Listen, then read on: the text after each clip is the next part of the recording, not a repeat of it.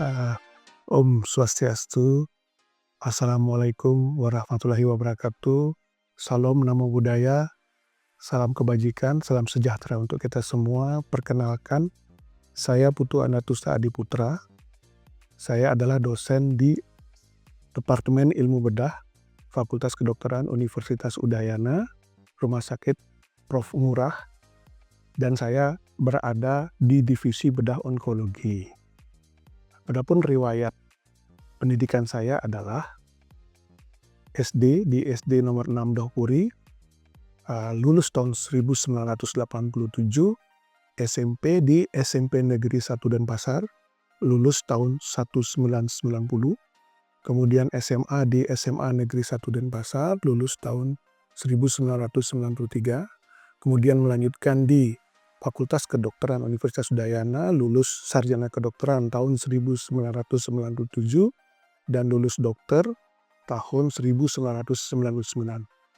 Kemudian saya melanjutkan ke pendidikan dokter spesialis bedah dari tahun 2001 sampai dengan 2007 lulusnya. Kemudian berkesempatan untuk melanjutkan ke pendidikan subspesialis bedah onkologi dari tahun 2007 hingga 2010. Saya mendapatkan kesempatan untuk melanjutkan pendidikan S3 di Fakultas Kedokteran Universitas Udayana dari tahun 2020 dan lulus tahun 2023. Saya saat ini dikukuhkan sebagai guru besar tetap dalam bidang ilmu bedah onkologi di Fakultas Kedokteran Universitas Udayana.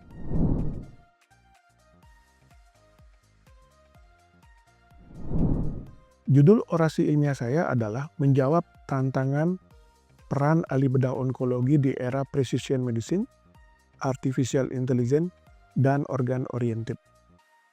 Ini berangkat dari masalah kasus kanker yang masih menjadi masalah utama di dunia, di mana 19 juta kasus kanker baru setiap tahunnya dan ada 10 juta kematian akibat dari kanker itu sendiri di seluruh dunia. Khususnya memang untuk kanker sulit dalam hal ini adalah kanker payudara, merupakan salah satu kanker sulit yang angka kejadiannya tertinggi, yang tentu saja memberikan beban tidak hanya dari beban finansial, tetapi juga sosial dan juga ekonomi untuk negara kita. Di tengah perkembangan teknologi saat ini di dunia global, para ahli bedah itu kembali atau menganut prinsip baru, yaitu yang namanya deeskalasi, pembedahan deeskalasi. Di mana pembedahan deeskalasi ini pada prinsipnya adalah mengurangi intervensi bedah, akan tetapi tidak mengurangi efektivitas terapi. Kemudian konsep ini pun sudah berkembang di negara-negara maju, di mana selain melakukan deeskalasi dipadukan dengan precision medicine dan juga artificial intelligence, sehingga diagnosa menjadi lebih akurat dan menjadi lebih presisi. Namun apa yang terjadi di Indonesia saat ini seperti kita berjalan di tempat, di mana kita masih sibuk dan rutin melakukan operasi-operasi besar dibandingkan dengan melakukan operasi yang sifatnya deeskalasi. Di mana tentu saja kita ketahui kalau operasi yang besar maka komplikasinya juga akan semakin besar, dan juga risiko kecacatannya akan semakin tinggi. Sebagai ahli bedah onkologi, saya menjawab tantangan ini. Salah satunya adalah dengan memanfaatkan konsep precision medicine dan artificial intelligence. Modalitas pemeriksaan yang sesuai dengan konsep ini adalah Next Generation Sequencing atau NGS. Dan saat ini pemeriksaan NGS ini sudah ada di Indonesia dan sudah dilakukan pada beberapa pasien saya. Saat ini saya melihat NGS itu mampu bukan hanya melakukan suatu diagnostik yang akurat, akan tetapi dapat melihat sampai ke tingkat genetik, di mana akan kita bisa melihat mutasi genetik dari kelainan kanker tersebut. Dan dengan NGS kita juga bisa melihat modalitas terapi apa yang cocok untuk pasien ini. Serta satu yang baik adalah dengan NGS ini kita bisa melihat atau melakukan follow up pada pasien sebelum gejala kambuh itu terlihat. Jadi jauh sebelum terjadi kekambuhan kita sudah bisa melihat follow up ke depannya. Di sisi lain, artificial intelligence adalah salah satu ujung tombak yang membantu kita tidak hanya dalam melakukan praktek klinis sehari-hari, akan tetapi juga dapat dikembangkan untuk pendidikan ahli bedah ke depannya, baik itu ahli bedah umum maupun ahli bedah onkologi pada khususnya. Akan tetapi penggunaan artificial intelligence ini tentu saja harus dikontrol oleh orang yang memang ahli di bidangnya. Kemudian yang terakhir adalah masalah organ oriented. Mau tidak mau, suka tidak suka, dunia akan segera mengarah ke sana. Dan saya akan mempersiapkan sumber daya manusia, kemudian hardware-nya dan software-nya untuk menghadapi pembaharuan ini.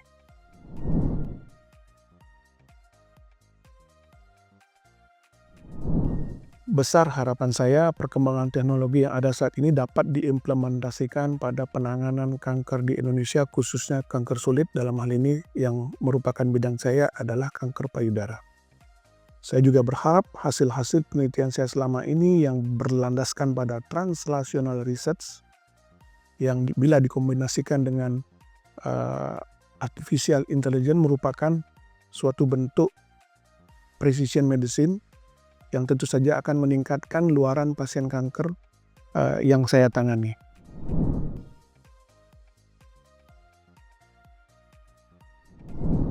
Bagi saya, pencapaian gelar akademik guru besar ini bukan merupakan akhir dari perjalanan, tapi merupakan titik baru yang bagi saya untuk dapat berkontribusi lebih baik kepada masyarakat maupun kepada universitas. Kedepannya saya akan terus melanjutkan Tridharma Perguruan Tinggi, baik pendidikan, penelitian maupun pengabdian masyarakat yang memang sesuai dengan bidang saya. Saya juga berkomitmen akan melayani pasien-pasien kanker dengan keilmuan saya yang sesuai dengan konsep yang saya sampaikan tadi, yang merupakan bagian integral dari pengabdian masyarakat dalam Tridharma Perguruan Tinggi. Dan saya juga akan berkomitmen untuk dapat meningkatkan reputasi Universitas Udayana, baik di kancah nasional maupun internasional, dengan melakukan penelitian dan tentunya melakukan pengembangan pusat pendidikan yang up-to-date sesuai dengan bidang keilmuan saya. Demikian profil singkat untuk guru besar saya. Mohon maaf bila ada yang kurang berkenan dalam penyampaian. Saya sampaikan penganjali umat, Om Santi Santi Santi Santio.